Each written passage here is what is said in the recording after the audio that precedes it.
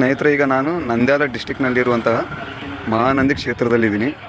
ಈ ಮಹಾನಂದಿ ಕ್ಷೇತ್ರ ಅಂತಂದರೆ ಒಳಗಡೆ ಈಶ್ವರನ ಪ್ರತಿಮೆ ಇರುತ್ತೆ. ಆದರೆ ಊರ ಹೆಸರು, ದೇವಸ್ಥಾನದ ಹೆಸರು ಮಾತ್ರ ಮಹಾನಂದಿ ಅಂತ ಇಟ್ಟಿದ್ದಾರೆ. ಅಂದರೆ ಅವತಾರ ಬಂದ್ಬಿಟ್ಟು ಮಹಾನಂದೀಶ್ವರ ಅಂತ ಅವತಾರ. ಒಳಗಡೆ ಈಶ್ವರ ದೇವರು ಇರ್ತಾರೆ. ದೇವಸ್ಥಾನ ಮಾತ್ರ ಭಾಳ ದೊಡ್ಡದಿದೆ. ಒಳಗಡೆ ಮೊಬೈಲ್ ಅಲೋ ಮಾಡಿಲ್ಲ, ಲಾಕರ್ನಲ್ಲಿ ಇಟ್ಟು ಹೋಗ್ಬೇಕಂತಂದು ಹೇಳಿದ್ರು. ಹಂಗಾಗಿ ಒಳಗೆ ಮೊಬೈಲ್ ತಗೊಂಡು ಹೋಗೋಕ್ಕಾಗಲಿಲ್ಲ. ಭಾಳ ದೊಡ್ಡ ದೇವಸ್ಥಾನ ಇದೆ, ಭಾಳ ಪುಣ್ಯಕ್ಷೇತ್ರ ಅಂತಂದು ಹೇಳ್ತಾರೆ. ಭಾಳ ಚೆನ್ನಾಗಿದೆ ದೇವಸ್ಥಾನ ಮಾತ್ರ.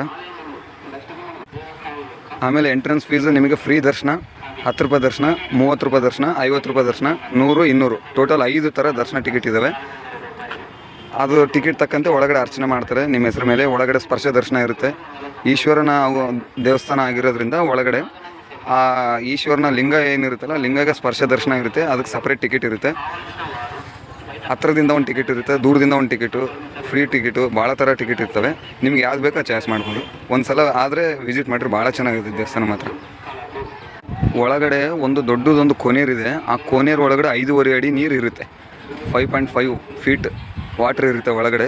ಫುಲ್ಲು ಕ್ಲೀನ್ ಅಂದ್ರೆ ಕ್ಲೀನ್ ಇರುತ್ತೆ. ಒಳಗಡೆ 1 ರೂಪಾಯಿ 2 ರೂಪಾಯಿ ದುಡ್ಡು ಹಾಕಿದ್ರು ಮೇಲ್ಗಡೆಯಿಂದನೇ ನೀವು ಹೇಳ್ಬೋದು ಅದು 1 ರೂಪಾಯಿ 2 ರೂಪಾಯಿ ಅಂತಂದೇಳಿ ಗುರುತಿಸ್ಬೋದು. 1 ರೂಪಾಯಿ 2 ರೂಪಾಯಿ ಅದ್ರದ್ದು ಕಾಣಿಸುತ್ತೆ ನಮಗೆ ಕಾಯಿನ ಒಳಗಡೆ 5.5 ಅಡಿ ನೀರಿನಾಗ ಅಂತಂದರೆ ಎಷ್ಟು ಕ್ಲೀನ್ ಇರ್ಬೋದು ನೀವೇ ನೋಡಿ. ನಾನು ಈಗ ಅದರೊಳಗಡೆ 1 ಅವರ್ ಸ್ನಾನ ಮಾಡಿ ಬಂದಿದ್ದೀನಿ. ಎಷ್ಟು ಸ್ನಾನ ಮಾಡಿದ್ರು ಏನು ಮಾಡಿದ್ರು ನೀರು ಮಾತ್ರ ಗಲೀಜಾಗಂಗಿಲ್ಲ. ಫುಲ್ಲು ಕ್ಲೀನ್ ಇರುತ್ತೆ. ನೀರು ಮಾತ್ರ ಸೂಪರ್ ಇರ್ತೈತಿ. 365 ದಿವಸನೂ ಅದು 5.5 ಅಡಿ ನೀರು ಹಂಗೆ ಇರುತ್ತಂತೆ. ಇನ್ನು ಹಿಂದ್ಗಡೆಯಿಂದ ಬರ್ತಾ ಇರುತ್ತೆ, ಮುಂದ್ಗಡೆಯಿಂದ ಹೋಗ್ತಾ ಇರುತ್ತೆ. 1000 ಎಕರೆ ಹೊಲಗಳಿಗೆಲ್ಲ ನೀರು ಯೂಸ್ ಆಗುತ್ತೆ. ಸುತ್ತಮುತ್ತ 10-20 ಕಿಲೋಮೀಟ್ರ್ ಎಲ್ಲ ಹೊಲಗಳಿಗೆ ಇದೇ ನೀರು ಹೋಗುತ್ತೆ. ಒಳಗಡೆ ಒಂದು ಕೊನೇರಿನಲ್ಲಿ ಸ್ನಾನ ಮಾಡಿಬಿಟ್ಟು ದರ್ಶನಕ್ಕೆ ಹೋಗ್ಬೇಕು. ನೀರು ಮಾತ್ರ ಫುಲ್ಲು ಕ್ಲೀನ್ ಇರುತ್ತೆ. ಆ ನೀರು ನೋಡೋ ಸಲುವಾಗಿ ಬರಬೇಕಾಗುತ್ತೆ. ಆ ನೀರಿನಲ್ಲಿ ಸ್ನಾನ ಮಾಡೋ ಸಲುವಾಗಿ ಬರಬೇಕಾಗುತ್ತೆ. ಭಾಳ ಚೆನ್ನಾಗಿದೆ. ಆ ನೀರೇ ಇಲ್ಲಿ ಸ್ವಲ್ಪ ಫೇಮಸ್. ಆ ನೀರು ಎಲ್ಲಿ